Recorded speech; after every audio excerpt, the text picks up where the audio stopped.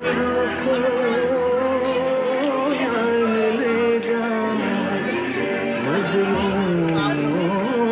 जो बताएं कि इसका कानूनी अधिकार है, मैं आपसे ये उम्मीद रखूंगा कि आप डरेंगे नहीं, क्योंकि आपको हम इतना लीगली स्ट्रॉन्ग करके जा रहे हैं कि कोई आपको गलत तरीके से देखे, छुए, उसको समझें और अपने घर पे इस बात का मैसेज दें।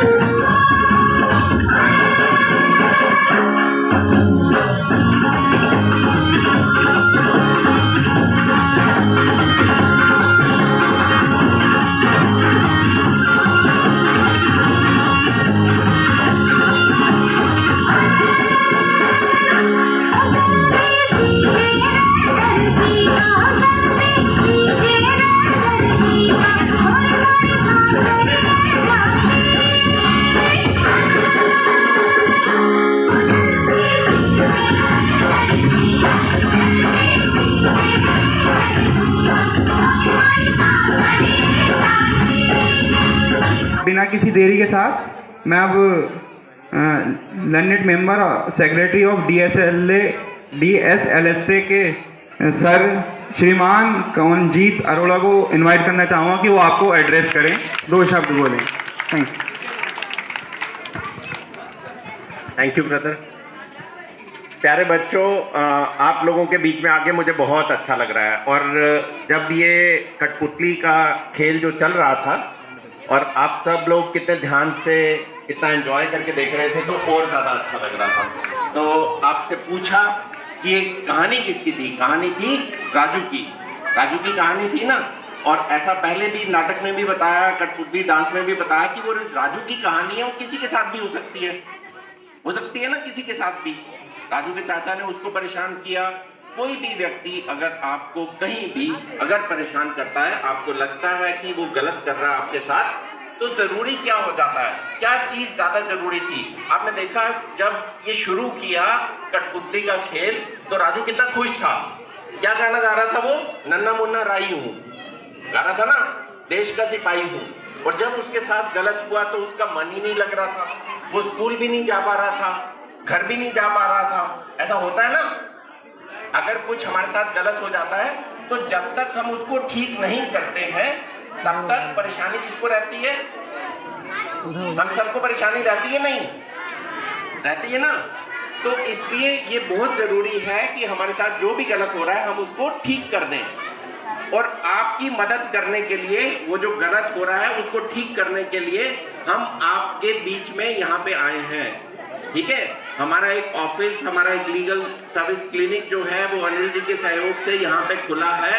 अगर किसी के साथ कुछ भी प्रॉब्लम है, कोई भी लीगल परेशानी है, कोई भी समस्या है, कोई भी सरकारी स्कीम है उसका फायदा नहीं हो रहा, नहीं मिल रहा, तो आप हमारे तक पहुंच सकते हैं। हमारे जो वकील साहब हैं वो हर शुक्रवार को यहाँ पे बैठेंगे और उसके बाद अगर ज़रूरत महसूस होगी कि ज़्यादा लोगों को इसकी ज़रूरत है तो हम उनको जल्दी जल्दी हफ्ते में 2 बार 3 बार भी भेजना शुरू कर देंगे।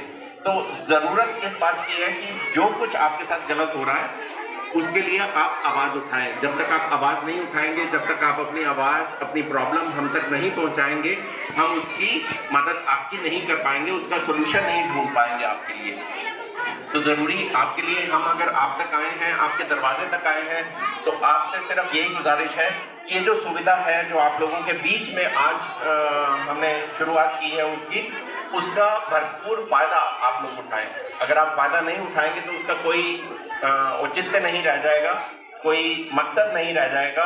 इतनी दूर हम आपके बीच में आए हैं और जैसा नबीला जी ने बताया कि ये महसूस हमने इसलिए किया क्योंकि हमें अगर कोर्ट से यहाँ आने में इतनी देर लगती है तो डेफिनेटली अगर आपको कोई भी प्रॉब्लम हो रही है तो आप चुपचाप उसको सहते रहेंगे कि इतनी दूर पहुँच जाए। तो आपको दूर ना आना पड़े, इसलिए हम आप लोगों के दरवाजे तक आए हैं। और ज़रूरत इस बात की है, आप सबसे मेरी दरख्वास्त है, इल्तिजा है, रिक्वेस्ट है कि आप जब आपके बिल्कुल डोर स्टेप पे, जब आपके घर के पास ऐसी सुविधा उपलब्ध है तो उसका आप फायदा उठाएं। ठीक है, thank you very much, God bless you, thank you. TLSA ने ठाना है बच्चों के चेहरे पे मुस्कान लाना है। वेरी गुड, बहुत बढ़िया। सर ने आपको जो बताया, यहाँ पे मैम ने जो बताया, जो पपेट शो के द्वारा हम लोगों ने आपको यहाँ पे मैसेज पहुँचाने की कोशिश करी है। आई होप आप सब उसको याद रखेंगे, आप डीएलएसए को याद रखेंगे। मैम ने आपको उसका फुल फॉर्म बताया, दिल्ली राज्य विधिक सेवाएं प्राधिकरण, याद रखेंगे सभी लोग। और मैम ने एक नंबर बताया था, वो याद है सबको? क्या है? 15 लाख। ठीक है, और सर ने क्या बोला अभी? डीएलएसए ने ठाना है। तो इसी के साथ हम इस प्रोग्राम को अब कंक्लूड करेंगे। And I once again thanks learned member secretary sir, ma'am Namrata Agarwal. नमस्कार, मैं पल्लवी शर्मा, आप देख रहे हैं अमन न्यूज़। इस वक्त हम मौजूद हैं दिल्ली के संजय कॉलोनी में, जहां पर आप देख सकते हैं मेरे पीछे, यहां पर एक लीगल क्लिनिक का उद्घाटन किया गया है और उनके उद्घाटनकर्ता हमारे साथ मौजूद हैं श्री कमलजीत अरोड़ा जी। उन्हीं से जानेंगे आज के बारे में। जी, इसका क्लिनिक का उद्घाटन किया गया है, इसके बारे में हमारे पल्लवी जी, इस क्लिनिक को यहाँ खोलने का उद्देश्य यही है कि हम लोगों के घरों तक आना चाहते हैं। ये जो एरिया है फतेहपुर बेरी का संजय कॉलोनी जो एरिया है, ये हमारे कोर्ट कॉम्प्लेक्स से काफ़ी दूर है। हम खुद जब कोर्ट कॉम्प्लेक्स से यहाँ पे आए तो हमने फील किया कि यहाँ आने तक, यहाँ पहुँचने तक काफ़ी दिक्कत, काफ़ी मुश्किल का सामना करना पड़ा। तो ये लोग जिनकी कानूनी संबंधित काफ़ी सारी समस्याएं हैं, काफ़ी सारी गवर्नमेंट की जो पॉलिसीज़ हैं जिनका फ़ायदा इन तक पहुंचना चाहिए, मुझे नहीं लगता कि इन तक पहुंच रहा है। और इन तक आने का हमारा मकसद, हमारा उद्देश्य यही है कि इनको ना सिर्फ जागरूक करें इनके राइट्स के प्रति, बल्कि वो सुविधा जो इनको मिलनी चाहिए उनको यहीं पे इनके डोर स्टेप पे वो मिले। तो इस वजह से हमने यहाँ पे एक लीगल सर्विस क्लिनिक का इनॉग्रेशन किया है। तो इसके लिए मैं मुबारकबाद देना चाहूँगा हमारी साउथ की जो सेक्रेटरी हैं नबीला जी, काफ़ी एक्टिव हैं और इन्होंने इस एरिया को आइडेंटिफाई किया, देखा कि हाँ काफ़ी लोग हैं जिनको काफ़ी कानूनी संबंधी समस्याएं हैं। यहाँ बच्चे हैं जो काफ़ी स्कूल में नहीं जा रहे हैं या ड्रॉप आउट्स हैं, तो उनको जो भी उचित सहायता है कानून की तरफ से जो उनको मिलनी चाहिए वो हम उपलब्ध कराएंगे। यहाँ पे कौन कौन से लोग हैं, कितनी उम्र के लोग हैं, बच्चों के लिए, महिलाओं के लिए, किस तरह के लोगों के लिए आपने ये क्लिनिक की शुरुआत की?